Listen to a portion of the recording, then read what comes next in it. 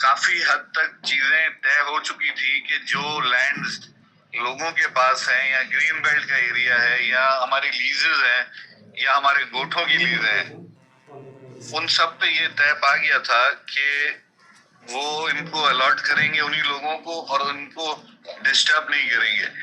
Actual issue جو اب آ رہا ہے، یہ چیز ہم نے ان سے کہلوائی تھی میٹنگ کے دوران کہ یہ چیز جو آپ فیز 2 میں کرنے جا رہے ہو اس کو آپ فیز 1 پہ بھی لاگو کرو. جو 2004 والی لینڈ کی بات ہو رہی ہے نا اس وقت. میری آواز آ رہی ہے بھائی؟ جی آ رہی ہے، بالکل واضح آ رہی ہے. 2004 والا جو فیز 1 تھا ایجوکیشن سٹی کا، اس کا ایک ایکٹ کے تحت انہوں نے لینڈ دیا تھا ایجوکیشن سٹی کو.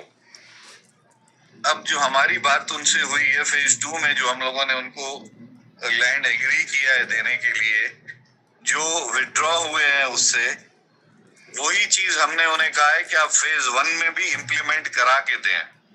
اب ان کو ایشو یہ آ رہا ہے فیز 1 میں، اگر بقول ان کے اور ڈی سی کے، جو کہ مجھے نہیں لگتا کہ ایسا ہے. میں نے تو ان کو ڈی سی کے میٹنگ میں بھی کہا تھا کہ ایجوکیشن سٹی کو نہ ملے تو نہ ملے، لیکن ہمارے گاؤں اور ہمارے جو قبرستان ہیں، ہمارے لوگ ہیں قدیمی، ان کو ان کا رائٹ دینا ہے.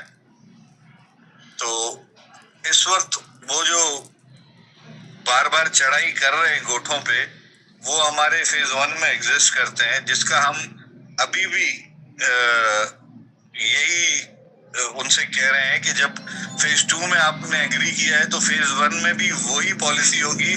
دو طرح کی پالیسیز ہو نہیں سکتی. تو پالیسی دونوں فیزز میں سیم ہوگی. تو اب دیکھیں، اللہ بہتر کرے گا انشاءاللہ. Thank you.